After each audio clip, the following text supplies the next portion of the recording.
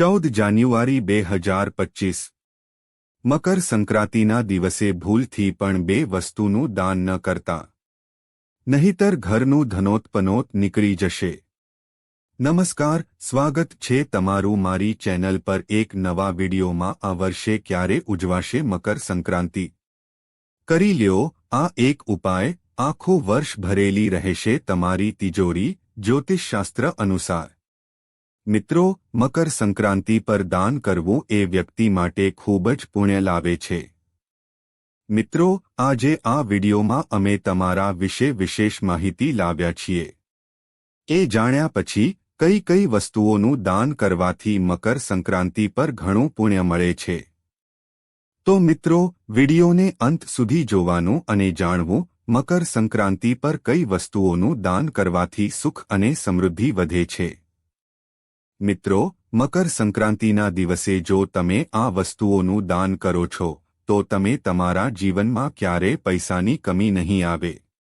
મકર સંક્રાંતિના શુભ અવસર પર દેશભરમાં મેળા અને ધાર્મિક કાર્યક્રમોનું આયોજન કરવામાં આવે છે. હરિદ્વાર, પ્રયાગ, કાશી વગેરે જેવા દેશના મુખ્ય તીર્થસ્થળો પર લોકો સ્નાન કરે છે અને પ્રાર્થના કરે છે. આ દિવસે દાનનું વિશેષ મહત્વ પણ છે. આ દિવસે મકર સંક્રાંતિ તરીકે ઉજવવામાં આવે છે. તો મિત્રો, આ દિવસે સૂર્ય અને ભગવાન વિષ્ણુની સાથે તમામ દેવી દેવતાઓની પૂજા કરવામાં આવે છે. અને ઉત્તરાયણના આનંદને ચિહિત કરવા માટે મકર સંક્રાંતિ ઉજવવામાં આવે છે. આ વર્ષે મકર સંક્રાંતિનો તહેવાર 14 જાન્યુઆરી ઉજવવામાં આવશે. આ દિવસે સ્નાન અને દાનનું અત્યંત મહત્વ છે. માન્યતા એવી છે કે આ દિવસે શુભ મુહૂર્તમાં દાન કરવાથી પાપોમાંથી મુક્તિ મળી જાય છે અને સૌભાગ્ય પ્રાપ્ત થાય છે. એક ધાર્મિક માન્યતા છે, કારણ કે ઉત્તર દિશા દેવતાઓનો વાસ છે અને લોકો દક્ષિણ દિશામાં રહે છે. મકર સંક્રાંતિના દિવસે એટલે કે 14 જાન્યુઆરીએ સૂર્ય ઉત્તરાયણ બને છે.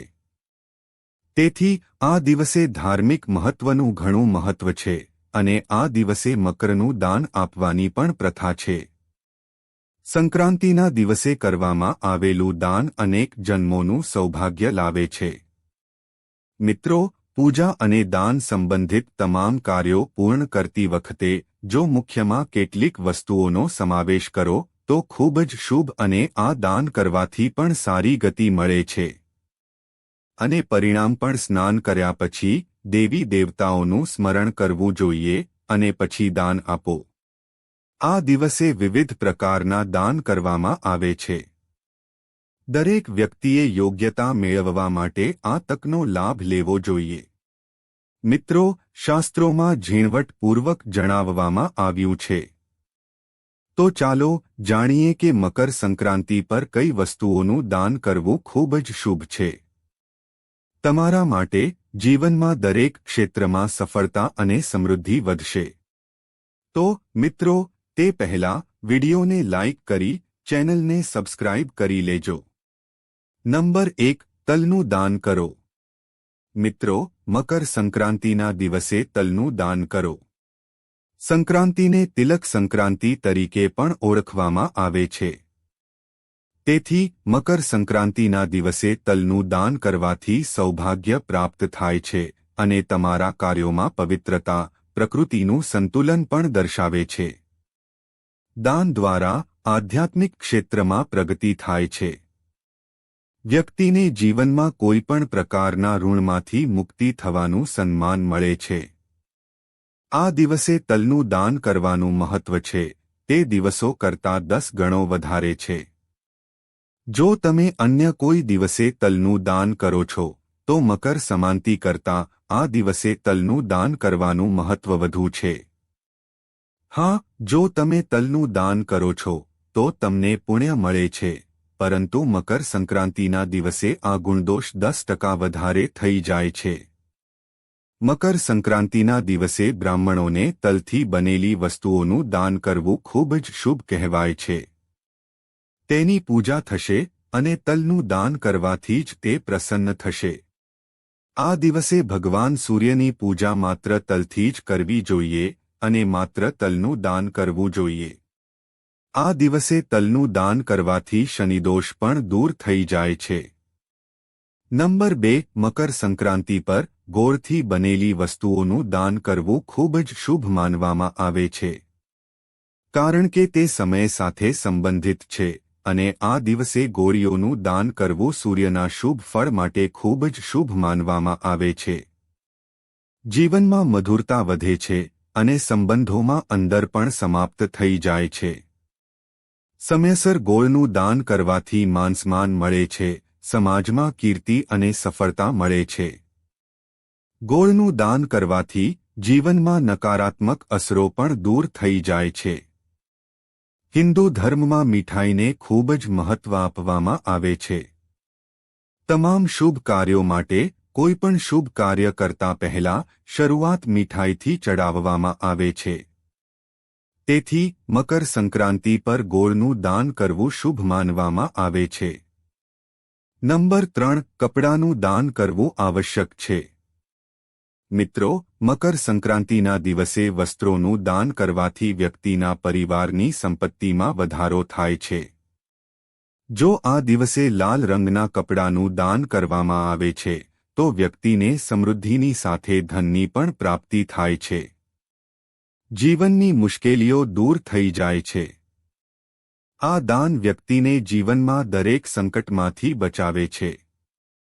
સંક્રાંતિ પર જરૂરિયાતમંદ વ્યક્તિને જો તમે દાન કરો છો તો ધ્યાન આપો કે આ કપડાં જૂના કે ઉપયોગમાં લેવાતા ન હોવા જોઈએ. નવા વસ્ત્રોનું હંમેશા દાન કરવું જોઈએ. આ વાત આપણા શાસ્ત્રોમાં પણ કહેવામાં આવી છે. મકર સંક્રાંતિના દિવસે મગ જેવા અનાજનું દાન પણ શુભ માનવામાં આવે છે. આવી વસ્તુઓને જોડીને દાન કરવાથી વ્યક્તિના જીવનમાં ધનની કમી નહીં આવે અને વ્યક્તિનો પરિવાર હંમેશા સમૃદ્ધ રહેશે. આ અનાજનું દાન શુક્ર ગ્રહને શાંત કરે છે. મિત્રો, સંક્રાંતિનું નામ ખીચડીનો તહેવાર પણ છે. ખાસ કરીને પ્રકૃતિને આ દિવસે ગરીબોને ખીચડીનું દાન પણ ખૂબ જ શુભ માનવામાં આવે છે. દાન કરવાથી તમને દીર્ઘાયુનો લાભ મળે છે. આ ખીચડીનો પ્રસાદ ખૂબ જ પૌષ્ટિક અને સુખદાયક છે અને ગોળ સિવાયની ખીચડીનું દાન મકર સંક્રાંતિના દિવસે કરવું જોઈએ. આ દિવસે શનિદેવને પ્રસન્ન કરવા માટે ખીચડીના રૂપમાં ચોખા અને કાળા ચણાની દાળનું દાન કરવામાં આવે છે અને અકૂટ ફળ આપે છે અને તેને અક્ષયદાન કહેવાય છે. આગળ વાત શુદ્ધ છે. દૂધમાંથી બનેલું દેશી ઘી. આ દિવસે ઘીનું દાન કરવાથી કોઈના જીવનમાં કોઈ રોગ કે ખામી રહેતી નથી અને તમામ પ્રકારની સમસ્યાઓ દૂર થાય છે. જો તમે મકર સંક્રાંતિના દિવસે દાન કરો છો તો તે ઉત્તમ માનવામાં આવે છે. દહીંનું દાન કરવાથી તમને તમારા કરિયરમાં પણ તમામ પ્રકારની ભૌતિક સુવિધાઓ મળે છે. દાન કરવાથી પણ મોક્ષનો માર્ગ ખુલે છે. આ દિવસે દરેક વ્યક્તિએ પોતાની ક્ષમતા અનુસાર દાન કરવું જોઈએ. આ દિવસે તલનું દાન કરવાનું વિશેષ મહત્વ છે. મકર સંક્રાંતિને તલ સંક્રાંતિ તરીકે પણ ઓળખવામાં આવે છે. તલના દાનની સાથે મકર સંક્રાંતિ પર તમારે ભગવાન વિષ્ણુ, સૂર્ય અને ભગવાન શનિની તલથી પૂજા કરવી જોઈએ. ગરીબો અને જરૂરિયાતમંદોને ધાબળાનું દાન કરવું ખૂબ જ શુભ માનવામાં આવે છે અને મહાન પુણ્યના ભાગીદાર બનો છો. ધાબળો દાન કરવાથી રાહુની અશુભ અસરો તમારા પરથી દૂર કરવા માટે ઘણા ફાયદા થાય છે. જ્યોતિષશાસ્ત્રમાં ગુરુની પ્રિય વસ્તુ માનવામાં આવે છે. તેથી ગોળનું દાન પણ શુભ માનવામાં આવે છે. મકર સંક્રાંતિના દિવસે ગોળ ખાવો પણ ખૂબ જ શુભ માનવામાં આવે છે. આમ કરવાથી શનિ, ગુરુ અને સૂર્યની તમામ અશુભ અસર દૂર થઈ જાય છે.